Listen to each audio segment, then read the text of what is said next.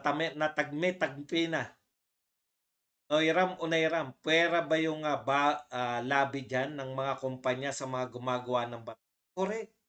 Iba pa po yung mga nagla-lobby, iba pa po yung napapaboran. Ngayon bilib na bilib tayo, 'di ba? Halimbawa po si Ramon Ang, sabi niya, "Sagot ko 'yan lahat, mawawala ang baha sa Metro Manila." Pag-iisipan mo rin, eh, bakit kaya? Anong meron? Para puhunan po nila 'yan, 'di ba? Bilyon 'yan, campaign funds binibigay sa politiko, galing din sa kinupit ng kontraktor sa government projects. Pera pa din ng bayan at ng taong bayan, cycle lang. Kaya wala pong nagagawang matino dito sa Pilipinas. Meron ako nabasa na nag-aalok yung Japan na pangmatagalan na, ihahalo sa semento, pangmatagalan na po yung kalsada, hindi po natin binibili.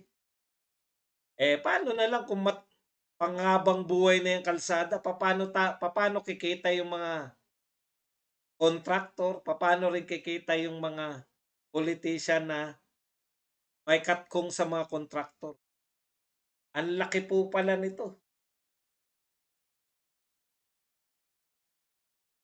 Kaya nga ayaw nila kay BP dahil sa sinabi niya, di dapat may budget ang nasa house. Correct. Kaya pala yung gano'n na lang yung galit nila sa mga Duterte. Imaginin po ninyo kung 6 years kang hindi kumita. Magagalit ka nagtataka kayo 'no, bakit, 'tong mga politiko na 'to galit na galit sa mga Duterte. Ngayon mare-realize niyo na bilyon-bilyon pala ang puwedeng nawala sa kanila nung panahon ni Duterte. Bakit hindi ka magagalit? Gandang gabi boss, pinagtapat ni Escamon, 'di ba? Humabol siya presidente, meron siyang natabi. Hindi po, yung 50 million na yan say Michael Motocar Tips, nung tumakbo lang po siya na ano niyan, tumakbo lang po siya na senador. Magkano kaya nasusubit mga tumakbong presidente?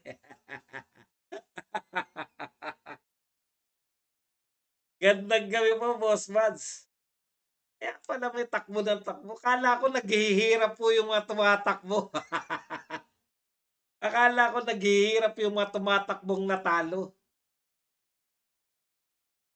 Ay, gandang gabi, Boss Mads. Create sila task force to investigate composed of NBI, COA.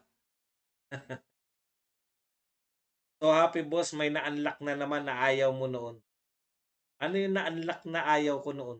What do you mean? Ito yung mga ganito yung nakikinig. Pag mamay-ari ni Tambi ang media, ba? Sabi ni SJ PYB. Sino kaya yung sinasabi nilang friend ni Cheese? Binabanggit na po yan eh. Tumingin lang po kayo. Hindi lang po pamilyar sa akin kaya hindi ko po natandaan. Pero binabanggit na po yung friend niya na yan. Pampito yata sa pinaka malaking basta gano'n, nasa top 15. Kaya pala kapag aspalto lang ang butas sa kalsada, pinapalitan nila dapat yung semento sa ilalim. Inday, saldi ko 'yan. Hindi po si Saldi ko yung kaibigan. Iba po, si Saldi ko nga yung tinutukoy ni Chis malamang na ano, eh, na bakit hindi yun yung mga inuna.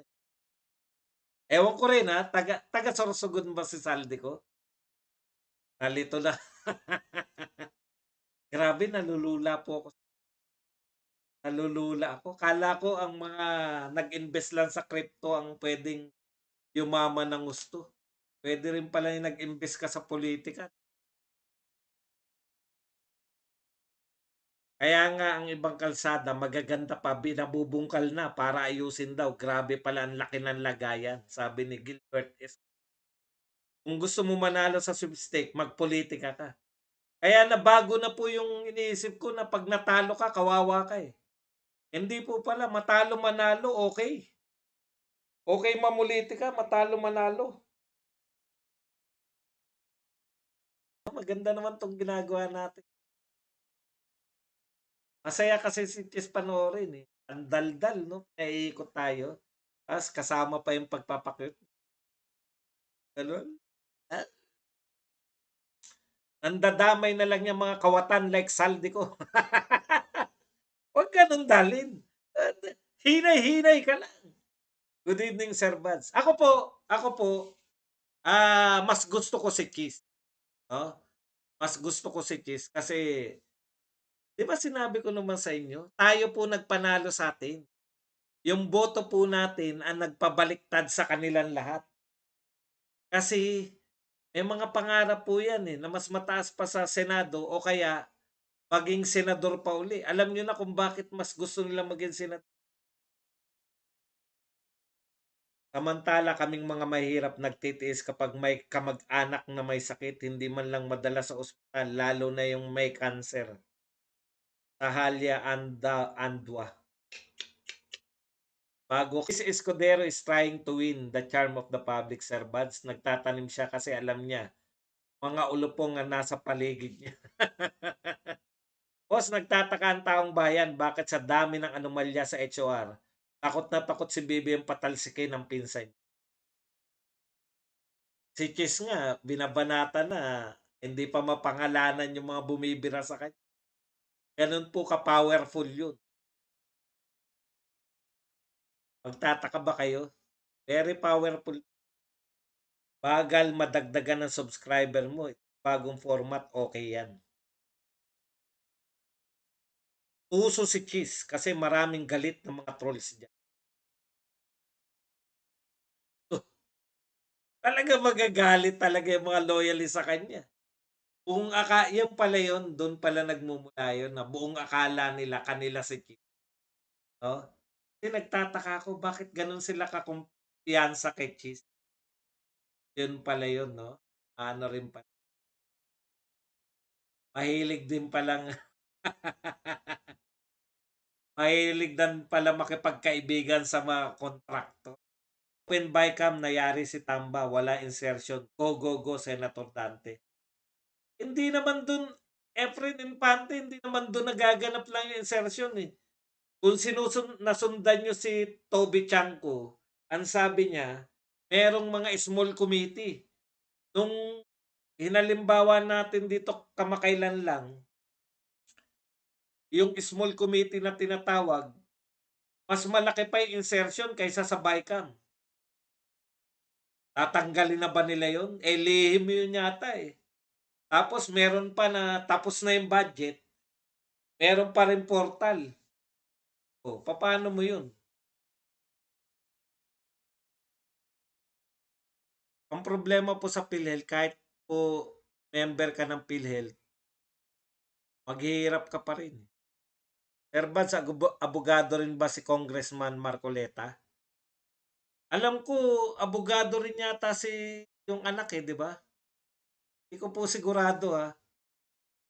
Pero parang abogado rin yun eh. Kami po ng pamilya ko, hindi na po kami kumakain sa McDo. Na kami nabili ng CDO. Pampanga Tocino lang. Binibili namin po dito sa Cavite, Dasma. Yan po para masaktan po sila. Pag na-realize nila, bakit bumaba yung sales natin? Tanggalin na natin to si Vice Ganda. Magpunta siya sa Malasakit Center sa lugar nila. Paulo Marcoleta. Osbals, Jollibee lang kami. Ayaw namin sa McDo. Maraming salamat po sa mga nakikiisa po sa atin kasi po hanggat hindi po nasasaktan ang bulsa dito ni Vice Ganda ay hindi po titigil yan. Okay, boss. Madadamay pa mga DDS na empleyado sa McDo ng boycott. Huwag niyo po i-boycott ba? Empleyado pala kayo eh. Hindi naman hindi po natin purpose na pabagsakin yung McDo. Ang purpose lang po natin, bitawan nila si Vice Ganda bilang endorser at kakain na po uli ako sa McDo. Once na, papakita ko pa sa inyo. Sir Bats, bumabata ka yata ngayon. Ngayon lang kasi naligo ako. Sabi ni Bisdak, ang motto proprio daw ay common sense. Lakas mo magparinig, 'yan. Mabuti naman tinablan si Amik. Yung may cancer patients, please PM me, Amik Garciniego, FB, Tatay Digong ang profile picture. O yung pong kanina naghahanap po ng contact, eto po si Amik, marami pong contact 'yan kay Bongo, kay President Duterte. Initiative meaning 'no. Ako kasi ang meaning po ng proprio yung magkusa kayo kung kayo po ay mag-iimbestiga, hindi na po kinakailangan may magreklamo. Kaya lang hindi ako sigurado. Hindi ako makapag-research kanina, eh. Hindi ako sigurado kaya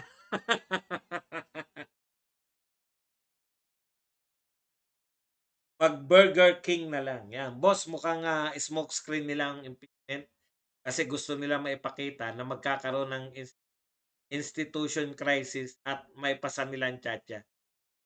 Sa'kin naman Leonard Alecha baliktad 'no. Ginagawa nila lahat ng paraan para ma-eliminate si VP Sara, 'yan po ang katotohanan. Ginagawa nila lahat. Ngayon kung wala talagang chance na maano, balik po sila sa original na ano nila, na palitan para maging prime minister na lang kasi hindi manalong presidente, prime minister na lang. Yun po yun sa'kin. Gagawin nila lahat para ma ma maging makapangyarihan po yung amo nila. Hindi po abogado si Congressman Paulo Marcoleta. Sir Bas, ang tunay ba na infra-corruption ay hindi ang mga kontraktor kung hindi ang mga magkakasabwat po sila. Puwede ba namang kumita yung mga politiko nang hindi dumadaan sa kontraktor? Kaibigan pa naman namin mga taga-McDo, trabaho lang naman sila do'n, sir. Hindi hindi po, 'wag yun na nga po yun, eh, 'di po ba? Hindi po intensyon na pabagsakin yang McDo, wala pong gano'ng yung makinig lang din na, "Yan ba gusto niyo endorser?" Yun lang naman. Hindi po para pabagsakin, wala pong gano'n. Usman sa edad kong ito, 5 times pa lang yata akong kumain sa McDo. Ibang usapan na 'yan, Froilan.